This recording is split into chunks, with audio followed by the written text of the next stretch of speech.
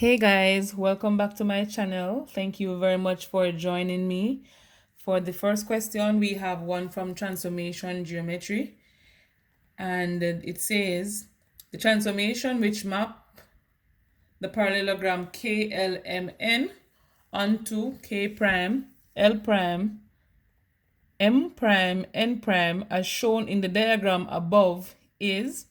So we want to know what transformation maps this figure onto its image.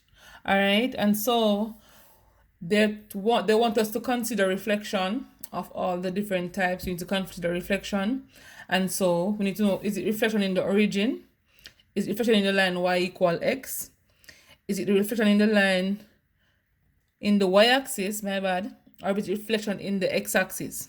So we know, let's examine from any of these. So for the x-axis, for this to be reflected in the x-axis, this should be over here, like it's reflecting downwards. All right. For the y-axis, the object will reflecting on this side. All right. For in the line y equal x, that's a positive gradient, and this will be going up this way. And so that's not true for that one, but it is the reflection in the origin.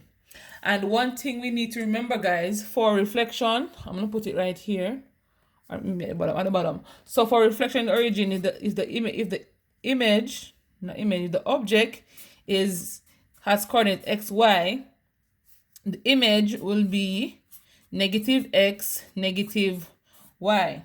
Okay, guys, and that's basically how we are able to tell that it is a reflection in the origin. One more thing we can use to tell is by using the matrix for reflection in the origin, and that will be, you can say MO, because remember M stands for reflection. MO is going to be negative 1, 0, and 0, negative 1. All right, and you go ahead and you do the multiplication for that. So we know it's a reflection in the origin. So the given coordinates xy become negative x, negative y, and you can observe them based on what you're seeing here and that. This is also a rotation of 180 degrees if they had rotation in the solution aspect of the question. Let's go to the next question. So a reflection in the origin corresponds to a rotation through 180 about the origin. Is that true or false? As I explained to you earlier with this question, this is a reflection in the origin, and it's also a rotation of 180 degrees. And so the answer is true. All right, so the next question, if f of x equals 7x minus 4, then f inverse of x is, so it's basically asking us to find the inverse of the given function. And we know with inverse, we go ahead and we interchange x and y. So we rewrite y equals 7x minus 4, interchange x and y, x is equal to 7y minus 4. Now we're going to be solving for y here. We're going to be adding 4 to both sides. So x plus 4 is equal to 7y.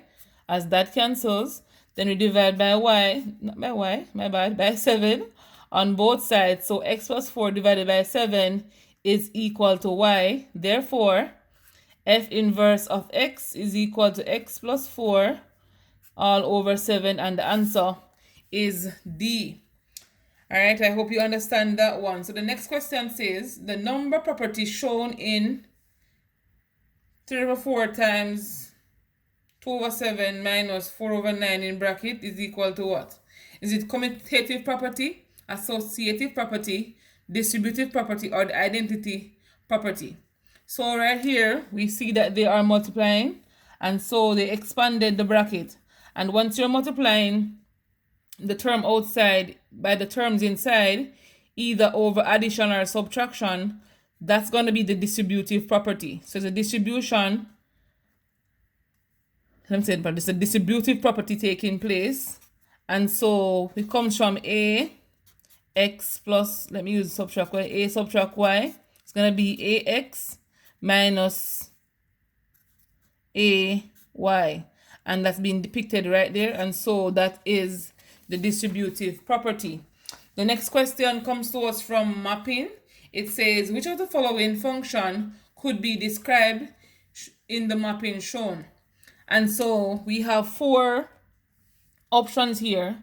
What we can do is identify the range and the domain and substitute each value into the given to see if it is correct.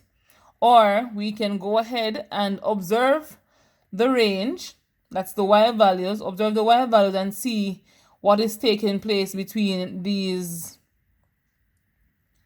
numbers.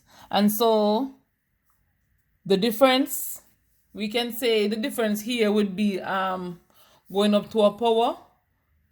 So we have a difference here of 1, a difference here of 2, and a difference here of 4. So we know that this one is not going to be a linear because you're not adding anything. If you see what I'm saying, you're not adding anything going down. And once you're adding something when it's linear, it has to be the same constant each time. So we know it's not linear. And once it's not linear, we need to go ahead and eliminate these 2. So we know that these 2 could never be the answer because it's not linear. The next thing we need to do is to focus on these 2 that we're given and to see which of them would work best. So if I try 2 to the x, I'm going to put it right here, 2 to the x. Remember, this represents x values. That's the domain. And the y represents y values. So 2 to the x, 2 to the 0 is equal to 1. 2 to the 2, because x is 2 here, is equal to 4. 2 to the 3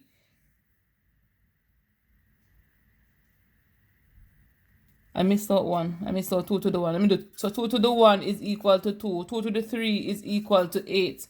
And so far, we see this one being correct. If you try the 3, 3 to the 0 is 1. 3 to the 1 is 3. And we know that this one again couldn't be the answer. So the answer here is C. So once you observe the difference in the y values that are given, and you see that you're not adding or subtracting a specific number each time, you know it's not linear, so you move to the other options. All right, so that's basically by elimination there.